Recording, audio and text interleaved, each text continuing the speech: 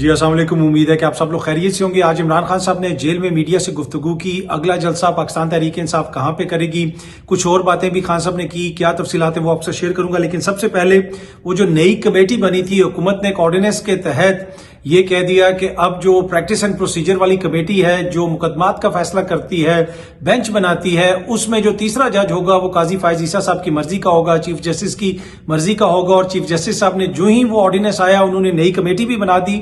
اب منصور علی شاہ صاحب نے اس میں بیٹھنے سے انکار کر دیا۔ آپ کو یاد ہوگا کہ میں نے جب وہ آرڈیننس آیا تھا اور اس کے بعد جو میں نے اپنا ولاگ بنایا تھا اس میں نے آپ کو کہا تھا کہ اب ہو سکتا ہے کہ منصور علی شاہ صاحب اس میں نہ بیٹھیں، اس لیے کہ بڑی لاجیکل سی بات ہے۔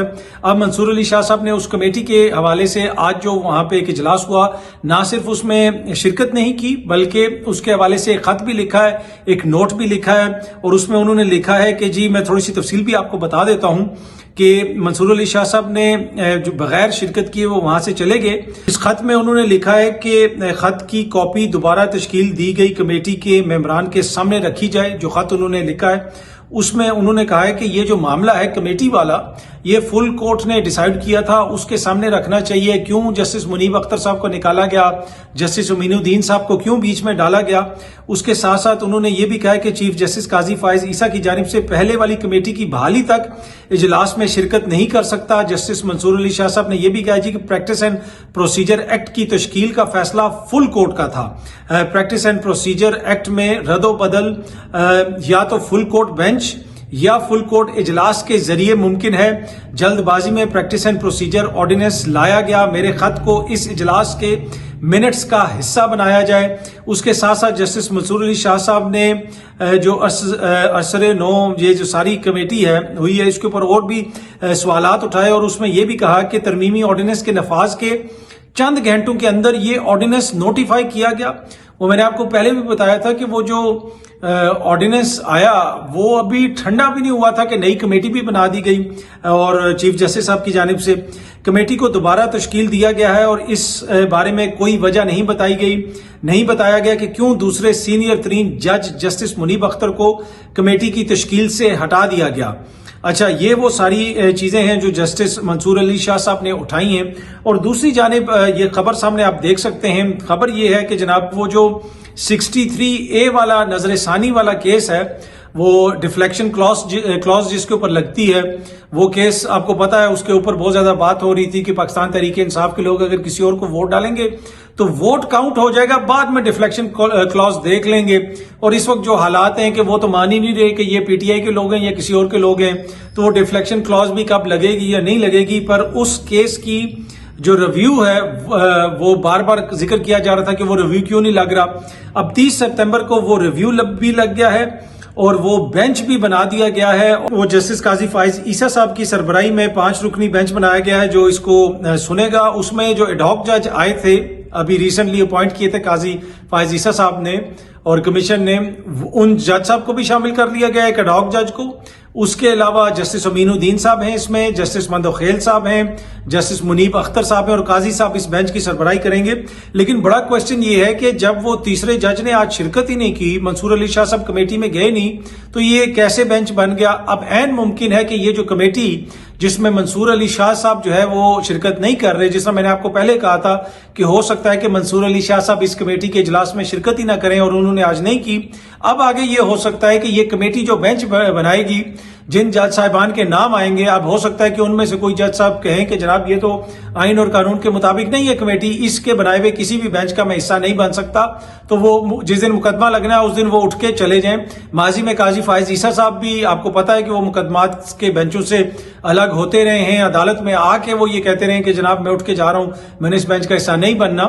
تو اب عین ممکن ہے کہ اسی قسم کی صورتحال دوبارہ ہمیں سپریم کورٹ کے اندر نظر آئے۔ اپنے خط کے اندر جسٹس منصور علی شاہ صاحب نے بیسیکلی ارج کیا ہے چیف جسٹس آف پاکستان کو کہ جناب آپ فل کورٹ میٹنگ بلائیں اس حوالے سے، اور یہ معاملات اس طرح آگے نہیں بڑھنے چاہیے کیونکہ یہ آئینی اور قانونی مسئلہ ہے۔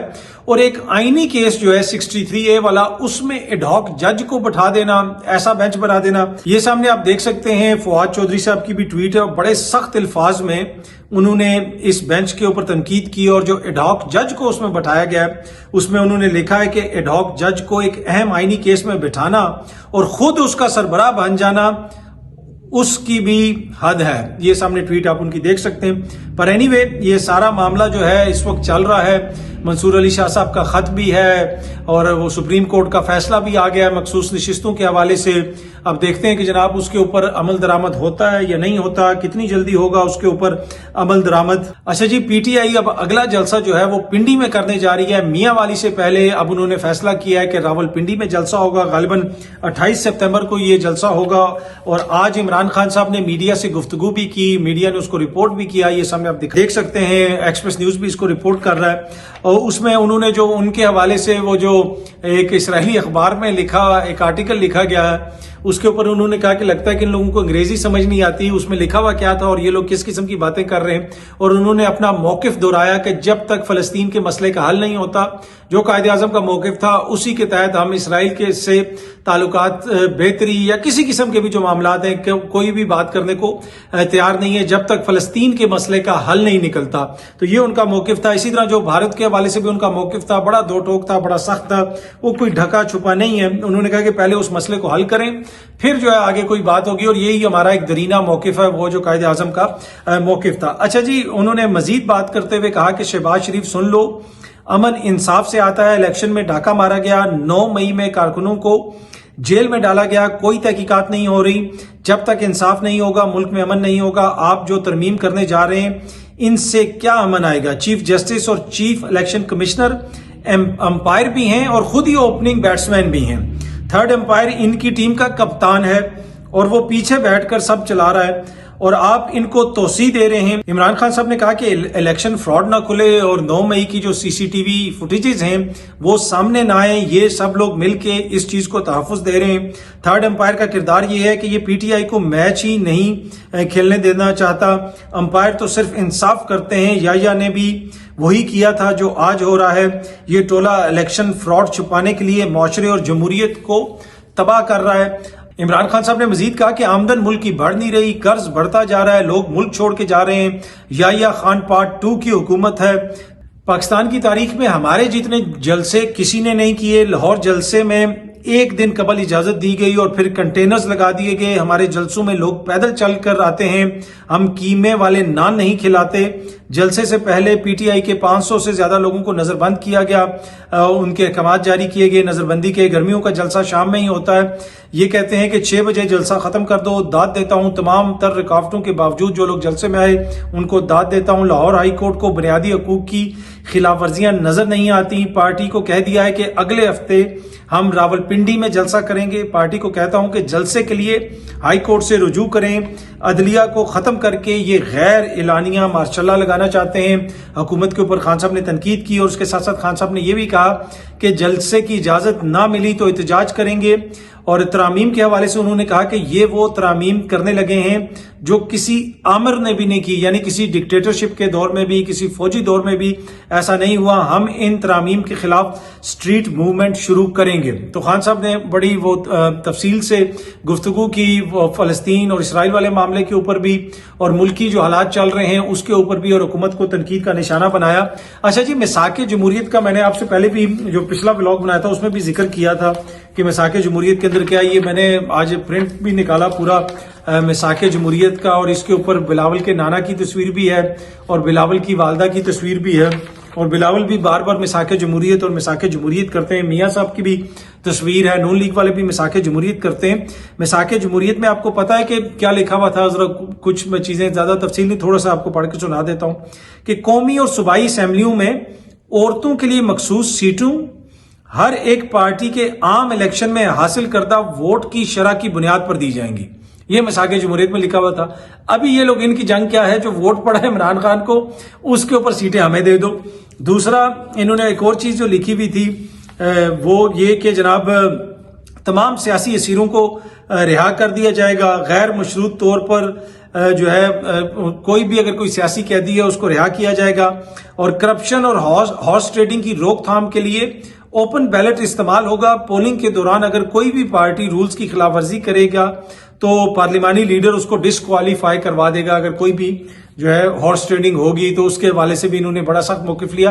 اب یہ جو 63A کا ریویو ڈالنا چاہتے ہیں اور یہ جو ترمیم کرنا چاہ رہے ہیں کہ جناب تحریک انصاف کے جو لوگ ہیں وہ کم از کم ووٹ ہمیں دے دیں، ووٹ ان کا کاؤنٹ ہو جائے، اس کے بعد آگے جو کچھ بھی ہو وہ اسی طرح معاملات چلتے رہیں۔ تو یہ صورتحال ہے جناب۔ کچھ لوگ کہہ رہے ہیں کہ کیا ہم آئینی بحران کی طرف جا رہے ہیں؟ میرے خیال میں ہم آئینی بحران سے گزر رہے ہیں۔